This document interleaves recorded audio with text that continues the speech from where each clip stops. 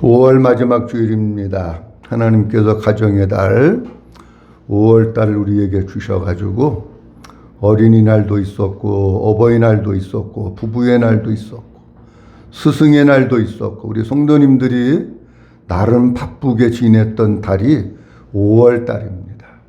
그럼에도 불구하고 5월 한 달도 하나님께서 우리들의 삶을 주관하시고 다스려 주셔서 5월 마지막 주일 하나님 앞에 찾아 나와서 예비하는 우리 모든 성도들을 환영하고 주님의 이름으로 축복합니다.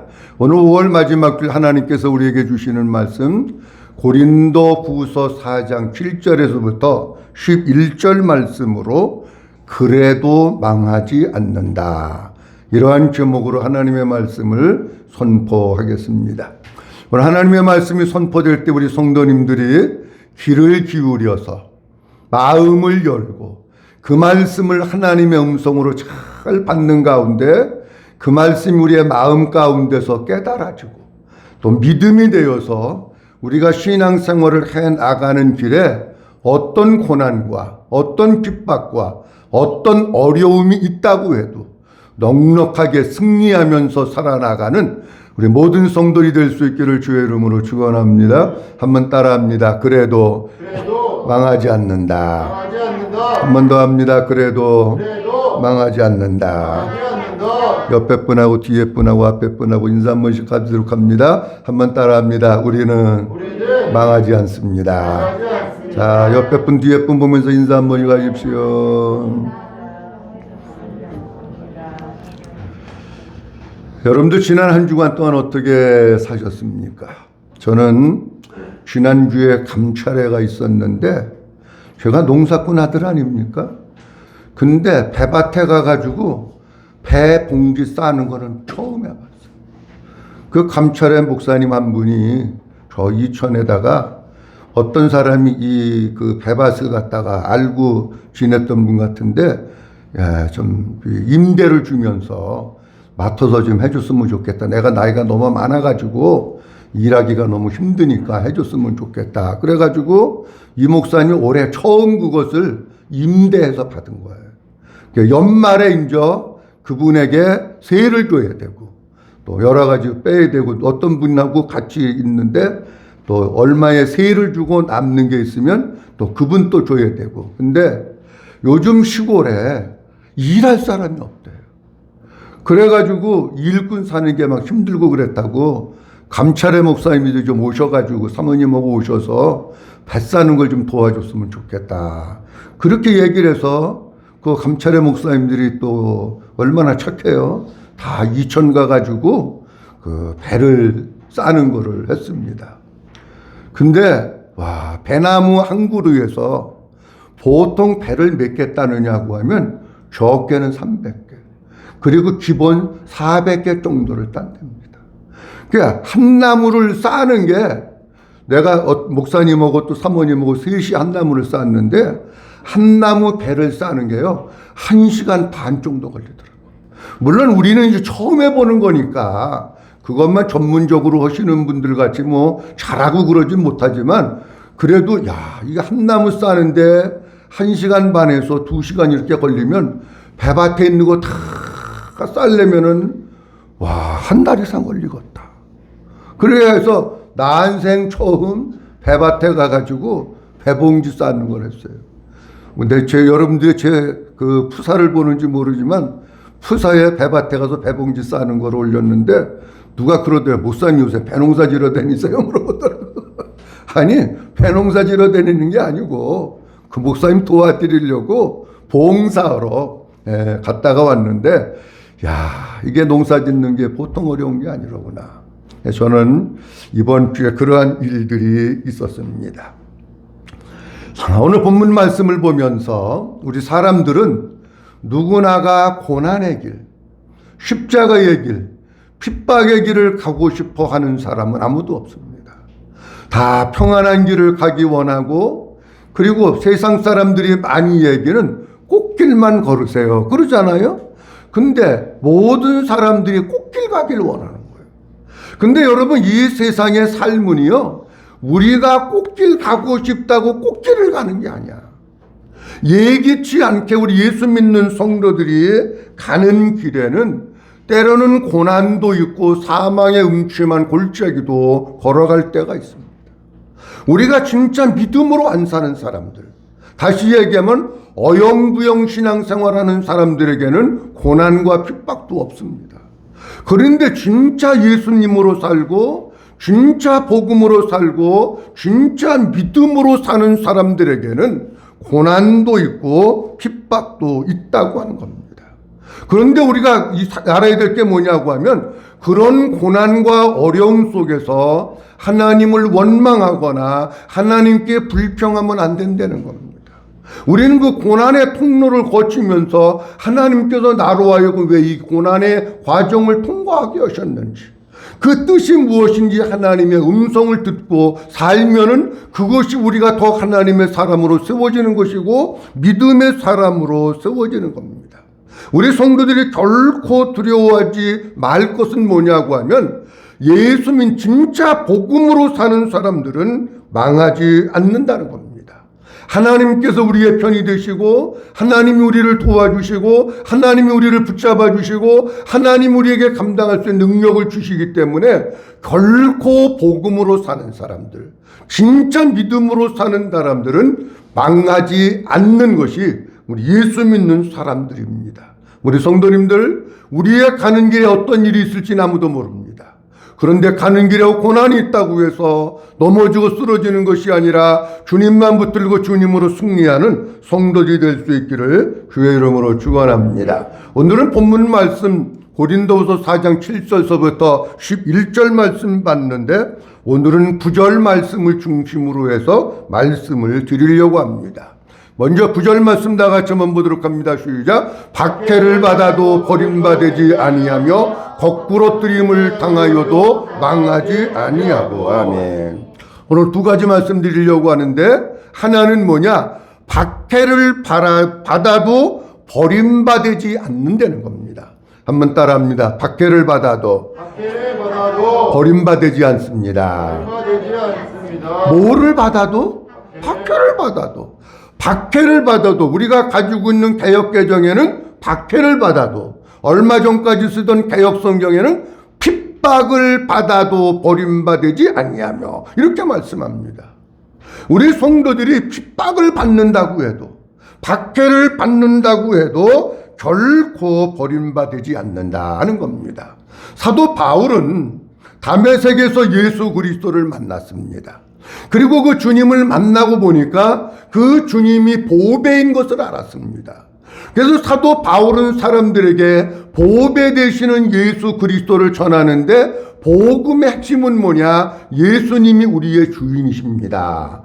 그 보배 되시는 예수님을 전하면서 보배 되시는 예수님이 내 안에 들어오셔서 내 안에서 살 때 우리가 구원이 있는 것이고 생명이 있는 것이고 우리가 보배가 되는 것입니다. 이 복음을 열심히 전하고 있는 거예요. 근데 복음을 이렇게 열심히 전하는데 그가 가는 길이 꽃길이 아니었다는 거예요. 그가 가는 길이 고난의 길이었었고 가시밭길이었었다는 거예요.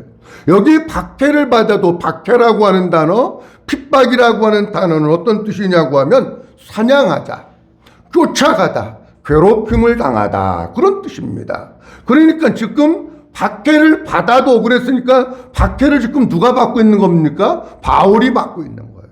바울이 받고 있는데 대적자들이 사냥감을 갖다가 쫓아가기 위해서, 추적하기 위해서 혼신의 힘을 다해서 누구를 지금 쫓아가고 있느냐고 하면 바울을 쫓아가고 있는 걸 말씀하고 있는 거예요.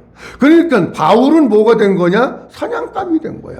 그리고 바울의 대적자들 유대인들은 사도 바울을 갖다가 쫓아가가지고 사냥해서 물어뜯고 괴롭히고 죽이려고 포기하지 않고 계속해서 바울을 향해서 달려가고 있는 겁니다. 그러니까 저쪽에서 나를 물으려고, 나를 잡으려고 쫓아오니까 바울은 뭐 할 수밖에 없는 거예요? 한쪽으로는 도망갈 수밖에 없는 거예요. 아니 사냥개가 오듯이 쫓아오는데 한쪽으로 막 도망가면서 사도 바울이 얼마나 힘들었을까요? 만약에 사냥개에 물리면 옷이 찢기고 살점이 떨어져 나가고 피가 나고 잘못하면 죽는 거예요. 여러분 보셨습니까? 가끔 가다가 보면은 사냥개에 물린 사람들 나오잖아요. 근데 우리가 이 말씀을 보면 이렇습니다. 사냥개와 같은 사람들이 바울에게 달려들어가지고 사냥하듯이 바울을 물어뜯는 거예요. 그리고 저를 갖다가 포기하지 않고 계속 쫓아가는 거예요. 그리고 계속해서 사도 바울을 괴롭히는 거예요. 자, 그러면 사도 바울이 뭐 해야 되느냐고 하면 버림받고 망해야 돼요. 근데 사도 바울은 이런 그 힘든 가운데서도 쫓김을 당하고 박해를 당하고 괴롭힘을 당하면서도 승리했다는 거예요. 어떻게 사도 바울은 승리할 수 있었을까? 그것은 다른 것이 아니고 한번 따라합니다. 오직 믿음. 오직 믿음으로 승리하는 거예요. 여러분, 우리에게 믿음이 있으면 어떤 고난과 시련과 핍박이 온다고 할지라도 승리하지만 믿음이 없으면은 살랑살랑 바람만 불어도 쓰러지는 겁니다. 그럼 사도 바울이 가지고 있었던 믿음은 어떤 믿음이었을까? 하나는 중요한 것은 이겁니다. 임마누엘의 믿음입니다. 임마누엘의 믿음은 하나님이 나와 함께 하신다고 하는 믿음입니다. 세상 사람들은 다 나를 버리고 내 곁을 다 떠나고 세상 사람들은 다 나에게서 등을 돌린다고 할지라도 영원히 내 편이 되시는 분이 있는데 그분이 하나님이셔. 영원히 나와 함께 하시는 분이 있는데 그분이 하나님이셔. 나와 함께 하시는 하나님이 나를 도우시고 나를 붙들어 주시고 나를 패배하지 않도록 하시기 때문에 사도 바울은 그 믿음을 가지고 승리했던 겁니다. 히브리서 13장 5절에 주님이 이렇게 말씀하십니다. 그가 친히 말씀하시기를 내가 결코 너희를 뭐하지 아니하고 버리지 않는다는. 우리 하나님은 절대로 우리를 버리지 않아요. 핍박을 받아도 버림받지 아니하고 우리의 삶이 예수님 때문에 너덜너덜대고 거지와 같은 그런 모습이 된다고 할지라도 하나님은 절대로 우리를 버리지 아니하시고 떠나지 아니하신다는 거예요. 마태복음 1장에 예수님이 탄생하셨을 때 이렇게 말씀하십니다. 보라, 처녀가 잉태하여 아들을 낳을 것이요. 그 이름은 뭐라고 한다고요? 임마누엘. 한번 따라합니다. 임마누엘. 임마누엘이라고 하는 뜻은 무슨 뜻이냐? 한번 따라합니다. 하나님이 나와 함께 계십니다. 한번 또 따라합니다. 하나님이 나와 함께 하십니다. 믿어주시면 아멘. 하나님이 나와 함께 합니다. 어느 곳에 있든지 무엇을 하든지 어떤 환경 가운데 있든지 불문하고 하나님은 우리를 버리지 않고 함께 하시는 분이셔요. 그 믿음은 임마누엘의 신앙을 가지고 사도 바울이 승리했던 겁니다. 이사야 선지자는 이사야 43장에서 이렇게 말씀하십니다. 야곱아, 너를 창조하신 여호와께서 지금 말씀하시느니라. 이스라엘아, 너를 지으신 이가 말씀하시느니라. 너는 두려워하지 말라. 내가 너를 구속하였고 내가 너를 지명하여 불렀나니 너는 무엇이라? 너는 누구 것이라고요? 하나님이 우리 보고 뭐라고 말씀하고 있냐? 두려워하지 말아라. 너는 내 거야. 무슨 뜻입니까? 너는 내가 책임지는 거야. 내가 보호하는 거야. 이런 뜻입니다, 여러분. 아니, 그러니까 임마누엘 신앙이 있으면 겁날 게 없는 거예요. 2절 말씀에 이렇게 말씀하십니다. 내가 물 가운데로 지날 때에도 내가 너와 어떻게 할 것이라? 함께 할 것이라. 강을 건널 때에 물이 너를 뭐하지 못하게 할 것이며 침몰하지 못하게 할 것이며 불 가운데로 지날 때에도 뭐하지 아니할 것이요? 타지도 아니할 것이요. 불꽃이 너를 뭐하지도 못하리니 사르지도 못하리니. 하나님이 함께 하시면 그가 물 가운데 있든지 불 가운데 있든지 강 가운데 지나가든지 간에 하나님이 그를 눈동자와 같이 보호해 주시는 줄로 믿으시기 바랍니다. 그러니까 승리할 수 있는 거예요. 사도 바울은 다 쓰다가 폐기 처분해야 될 물건처럼 핍박을 당한다고 버림받지 아니하고 오히려 하나님의 은혜로 복음을 더 열심히 전하면서 수행할 수 있었던 겁니다. 진짜 예수 믿는 사람들, 진짜 이 속에 하나님 있는 사람들, 진짜 이 안에 예수님 있는 사람들은요, 핍박이 왔다고 쓰러지지 않습니다. 핍박이 왔다고 넘어지지 않습니다. 오히려 그 핍박을 통해서 주님을 더 찾고 주님을 가까이 하고 주님을 더 붙들고 주님의 능력으로 일어나고 오히려 믿음으로 살고 우리의 속에 성령의 불이 더 뜨겁게 일어나는 거지 우리의 믿음이 식어지는 게 아니다라고 하는 겁니다. 사도행전 8장에 볼 것 같으면은 예루살렘 교회에 큰 핍박이 일어났습니다. 큰 핍박이 일어나서 사도 외에는 모든 성도들이 유대, 사마리아, 땅끝 계속해서 퍼져나간 거예요. 아니, 교회에 큰 핍박이 일어나면 성도들이 실망하고 낙심하고 시험 들고 주저앉고 그게 아니고 오히려 이 속에서 믿음의 불이 더 타올라가지고 유대로 가서 복음 전하고 사마리아 가서 복음 전하고 땅끝에 가서 복음 전하고 안디옥에도 가서 복음 전해가지고 안디옥이 선교의 기지가 된 역사들이 있습니다.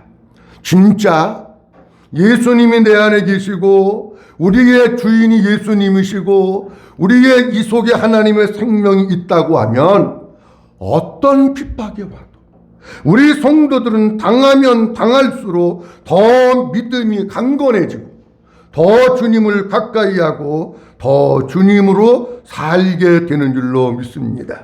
이 핍박이라고 하는 것을 통해서 꼭 핍박이라고 하는 것보다도 우리가 신앙생활 하다 보면 어려움들이 있잖아요. 그 어려움이라고 하는 통해서 하나님은 뭐를 하시느냐고 하면 알곡과 쭉정이를 구분하시는 일을 해요. 알곡과 쭉정이. 자, 우리나라가 코로나로 인해서 한 2년여 동안 온 국민이 굉장히 힘들어하고 어려워했습니다. 그 가운데 교회도 예외가 아니었습니다. 물론 소상공인 자영업자들도 문을 닫은 자영업자들이 많이 있습니다. 교회도 15,000개가 문을 닫았습니다. 근데 예배도 마음대로 못 드렸습니다. 근데 이런 코로나 환경을 2년 동안 지내오면서 많은 목사님들이 하나같이 하는 얘기가 있어요. 그게 뭐냐? 코로나가 진짜 이 사람이 믿음의 사람인지 안 믿음의 사람인지 진짜 이 사람이 알곡인지 쭉정인지 구분하는 계기가 됐다라고 얘기합니다. 여러분, 우리에게 있어서 어떤 어려움은 우리에게 손에 끼치려고 하는 게 아니라 우리를 더 믿음의 사람으로 세우려고 하는 거예요. 자, 정부에서 코로나 해제를 했습니다. 교회도 이제 마음대로 와서 예배드려도 된다. 그랬는데 엊그저께 보니까 어느 단체에서 조사를 했습니다. 한국의 교회가 예배 인원이 몇 퍼센트나 회복이 됐을까? 놀라지 마십시오. 한국의 교회가 평균적으로 28%밖에 예배 회복이 안 됐습니다. 그러니까 30%라고 보고 10명에 7명은 아직도 교회 안 나오는 겁니다. 근데 이들이 뭘 좋아하느냐고 하면 온라인 예배가 체질화가 된 겁니다. 집에 앉아서 소파에 앉아서 커피 마셔가면서 대한민국의 유명한 목사님들 설교 듣고 그래도 조금 믿음 있는 사람은 자기 교회 목사님 설교 들으면서 신앙생활하는 게 체질화가 된 거예요. 100명이면 70명이 아직도 교회 안 나오고 있다는 거예요. 또 다른 단체에서 또 다시 조사를 했습니다. 만약 당신의 교회에서 당신이 나가고 있는 교회에서 목사님이 온라인 예배 영상을 쏴주지 않는다고 하면 당신은 그래도 그 교회 나가겠습니까? 아니면 다른 교회 나가겠습니까? 물어봤어요. 그랬더니 제가 정확한 수치는 잃어버렸는데 25%인가 27%의 사람들은 뭐라고 응답을 했느냐고 하면 만약에 내가 나가는 교회에서 온라인 생중계를 안 해주면 나는 다른 교회 가겠다. 다른 교회 간다고 하는 건 그 교회 간다는 얘기가 아니고 채널을 바꿔서 그 교회 목사님 설교 듣겠다 그런 얘기입니다, 여러분. 그러니까 우리의 신앙이 지금 뭔가 병들어가고 있고 잘못되어 가고 있는 거예요. 아니 무슨 예배를 무슨 뭐 자기가 정해놓고 이거 안 해주면 난 딴 교회 간다. 아, 그게 예배입니까, 여러분? 그러니까 어려운 때에는 어떤 결과들이 일어나냐면 믿음 있는 사람은 더 주님을 가까이 합니다. 환난이 있을 때, 핍박이 있을 때, 고난이 있을 때 더 주님을 가까이 해. 근데 믿음이 없는 사람은 어떻게 되느냐? 자꾸 주님과 멀어지는 거예요.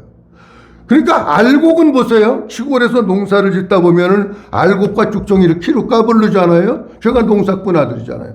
키로 까부르는데 키로 까부르다 보면 알곡은 점점 주인 쪽으로 오는데 쭉정이는 바깥으로 나가는 거예요.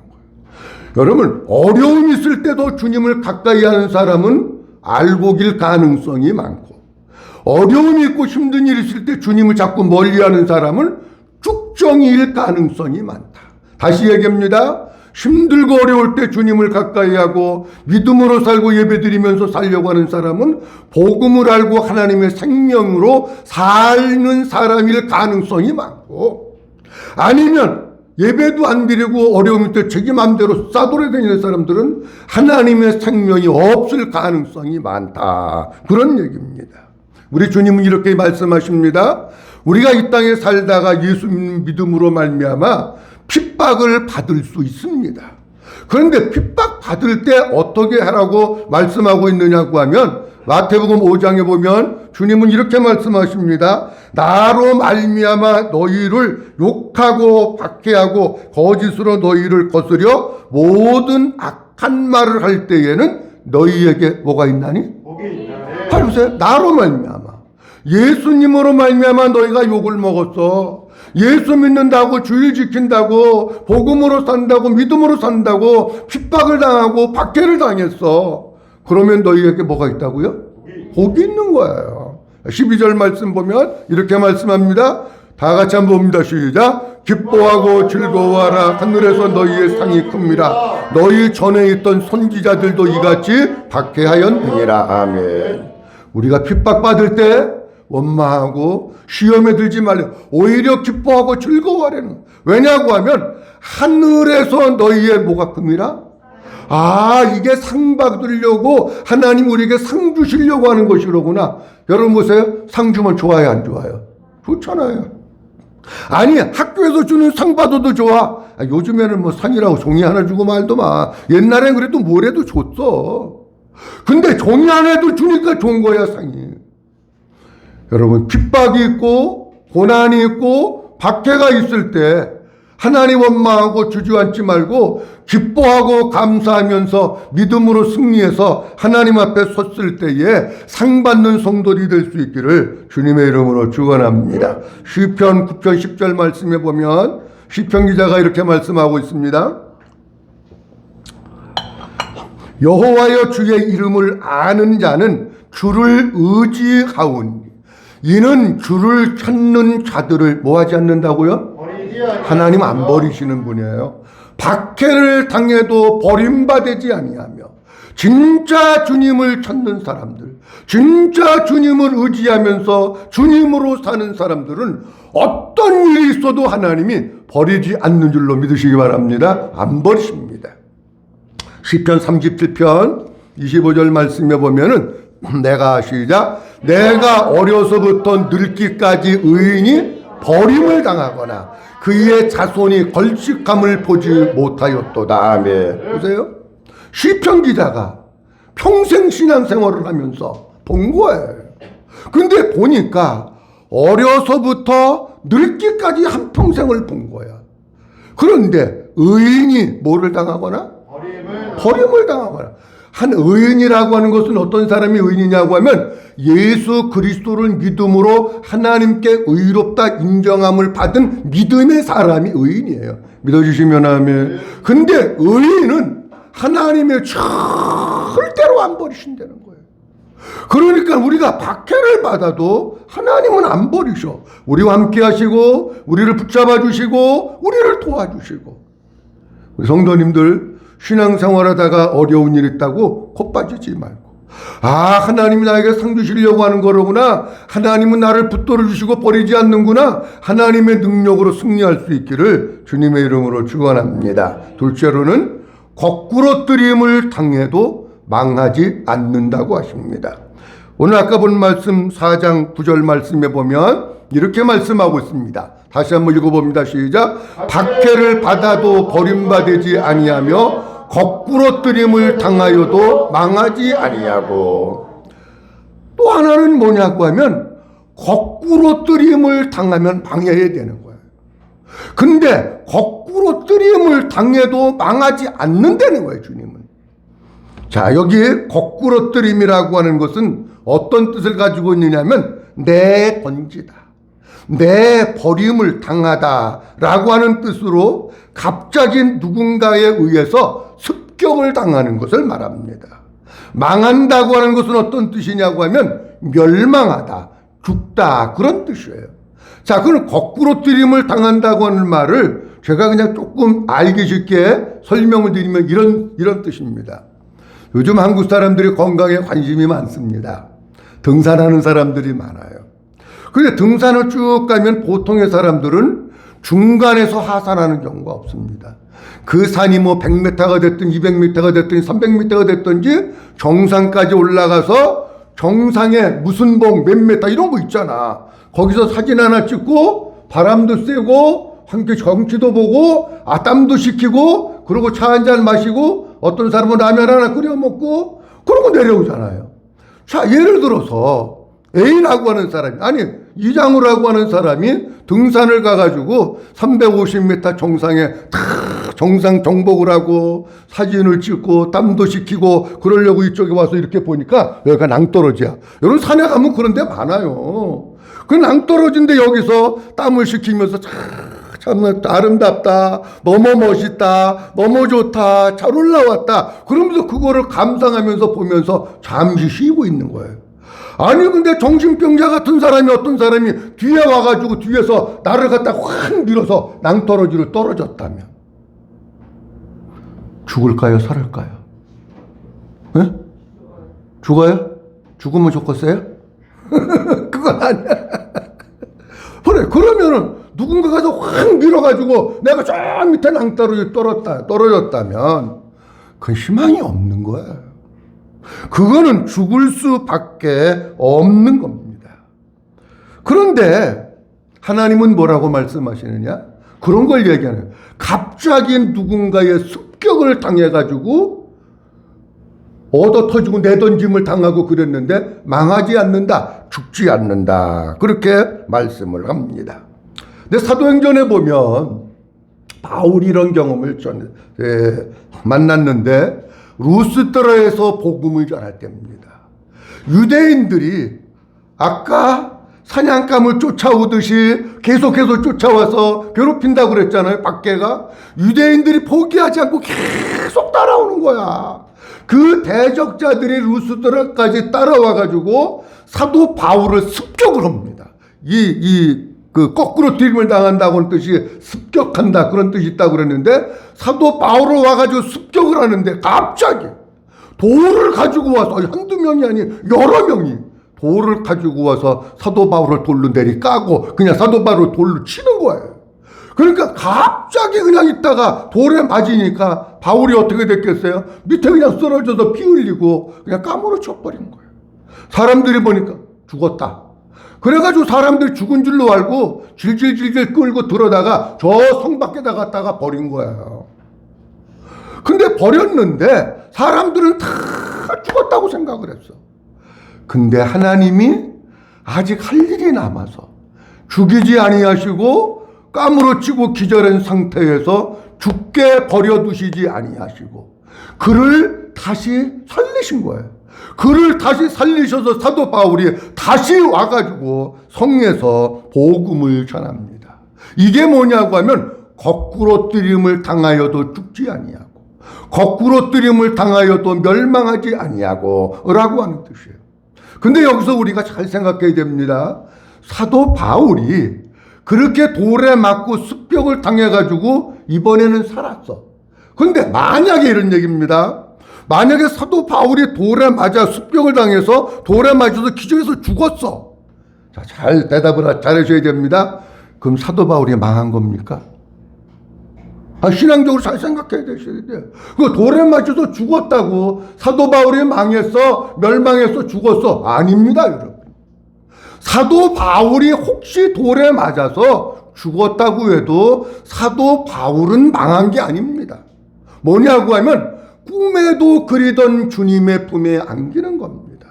그리고 천국에서 쉼을 누리는 겁니다. 이 세상에 끈질게 괴롭혔던 고통의 모든 멍에들을 다 내려놓고 주님과 함께 영원한 천국에서 사는 거기 때문에 그것 역시 망한 게 아니라는 겁니다.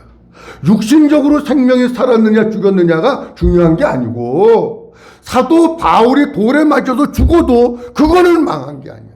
천국에 간 것이고 주님 품에 안긴 것이고 이 세상에서 모든 고통을 다 씻어내는 것이기 때문에 사도 바울은 복받은 사람이다 라고 하는 겁니다. 요한복음 11장 말씀에 보면 우리 예수님이 이렇게 말씀을 하십니다. 나사렛 무덤에 가셔서 예수께서 이르시되, 시작, 예수께서 이르시되 나는 부활이요 생명이니 나를 믿는 자는 죽어도 살겠고 무릇 살아서 나를 믿는 자는 영원히 죽지 아니하리니 이것을 네가 믿느냐. 아멘. 나사로의 무덤 앞에서 주님은 말씀하십니다. 나는 뭐라고요? 부활이요 생명인데 나를 믿는 자는 죽어도 뭐 한다고요? 사는 거야. 아니 죽어도 사는 거니까 바울이 만약에 돌에 맞아 죽었어도 죽은 게 아니고 다시 부활하는 거예요. 그러니까 망하는 자가 아니라는 거예요. 예수 안에 있고 예수 생명으로 살고 진짜 믿음으로 사는 사람은 망하는 것이 없습니다. 비록 죽는다고 할지라도 그것은 주님의 품에 안기는 겁니다. 사도행전에 보면 스데반이 거꾸로 뜨림을 당한 적이 있습니다. 사내들인 공회에서 사도 이 스데반이 열심히 복음을 전하고 하는데 유대인들이 스데반에게 달려들어가지고 습격을 해가지고 스데반을 갖다가 돌로 내리칩니다. 돌에 맞아 죽는 스데반. 그런데 하늘문이 열리면서 우리 주님이 하나님 보좌 우편에 서신 것이 보여지고, 그러면서 스데반이 기도를 하는데 이렇게 기도합니다. 그들이 돌로 스데반을 치니 스데반이 부르짖어 이르되 주 예수여 내 영혼을 받으옵소서 하고 무릎을 꿇고 크게 불러 이르되 주여 이 죄를 그들에게 돌리지 마옵소서. 그 다음 다 같이 봅니다. 시작. 이 말을 하고 살리라. 잘 보세요. 한번 따라합니다. 이 말을 하고 자니라. 이 말을 하고 뭐 했다고요? 스데반이 죽었어요? 살았어요? 지금요? 죽었어요. 돌에 맞아 죽어가면서 아버지 내 영혼을 받으옵소서. 저 사람들 잘못한 죄를 용서해 주옵소서 하고 뭐 했다고? 하고 뭐 했다고? 자니라. 잘 보세요. 여기 자니라 라고 하는 뜻은 어떤 뜻이냐고 하면 주님의 품에 안겨서 쉼을 누린다, 그런 뜻입니다. 그러니까 스데반이 죽었다고 망한 겁니까? 아니에요. 예수 그리스도를 진짜 믿음으로 믿는 사람들은 죽어도 망한 게 아니고 그것도 하나님의 은혜고 천국을 누리는 것이기 때문에 그것도 하나님의 은혜요 사랑인 줄로 믿으시기 바랍니다. 우리가 살아나가고 있는 세상은 예수 믿는 사람들이 점점 믿기 힘든 그런 세상에서 삽니다. 그런데 우리는 핍박을 당해도 박해를 당해도 거꾸로 뛰림을 당해도 뭐하지 않느냐? 망하지 않는다는 거예요. 로마서 8장 35절 말씀에 보면 사도 바울은 이렇게 우리에게 말씀합니다. 누가 우리를 시작. 누가 우리를 그리스도의 사랑에서 끊으리요? 환난이나 곤고나 박해나 기근이나 적신이나 위험이나 칼이라. 37절 말씀. 그러나 시작. 그러나 이 모든 일에 우리를 사랑하시는 이로 말미암아 우리가 넉넉히 이기느니라. 아멘. 환난이나 핍박이나 공고나 기근이나 적신이나 이 모든 것을 우리가 당한다고 할지라도 우리는 망하는 자가 아니라는 거예요. 그러면서 주님은 이렇게 말씀하십니다. 우리를 사랑하시는 이로 말미암아. 우리 사랑하시는 이가 누굽니까? 하나님이십니다. 예수님이십니다. 성령님이십니다. 그 주님으로 말미암아 넉넉히 이기느니라. 이렇게 말씀합니다. 아무쪼록 우리 성도님들 신앙생활을 믿음으로 하다가 때로는 박해가 있고 고난이 있고 쫓김을 당하고 습격을 당하고 거꾸로 뛰림을 당한다고 할지라도 겁내지 마십시오. 하나님은 우리를 버리지 않습니다. 하나님은 우리를 도와주시고 우리와 함께 하십니다. 그 하나님께서 우리를 망하게 하시지 않고 그 하나님께서 우리의 속사람을 더 새롭게 하십니다. 천국의 영광을 누리게 하십니다. 이 세상에 바라보지 말고 오직 주님만 바라보면서 주님으로 말미암아 믿음으로 승리하는 우리 모든 성도들 될 수 있기를 주님의 이름으로 축원합니다. 기도합니다. 전능하신 아버지 하나님 은혜를 감사합니다. 5월 마지막 주일 주님 우리에게 허락해 주셔서 아버지 앞에 찾아 나와서 예배하며 영광 돌릴 수 있도록 은혜 주신 것을 감사합니다. 하나님, 우리는 망하는 자가 아닙니다. 어떤 일이 있어도 우리는 망할 수 없습니다. 우리 사랑하는 모든 성도들 박해를 당하고 거꾸로 뛰림을 당한다고 할지라도 망하지 않게 하시고 망하지 않는 사람으로 날마다 세워주시기를 원합니다. 하나님, 우리를 버리지 않는 것을 감사합니다. 하나님, 우리를 붙잡아 주시고 하늘의 소망을 주시고 영광을 주시는 것을 감사합니다. 우리 앞에 고난이 있고 어려움이 있을 때 예수 그리스도로 말미암아 넉넉하게 승리하는 승리자 되도록 축복해 주시옵소서. 모든 영광 아버지께 올려드리옵고 주 예수 그리스도의 이름으로 기도하옵나이다. 아멘.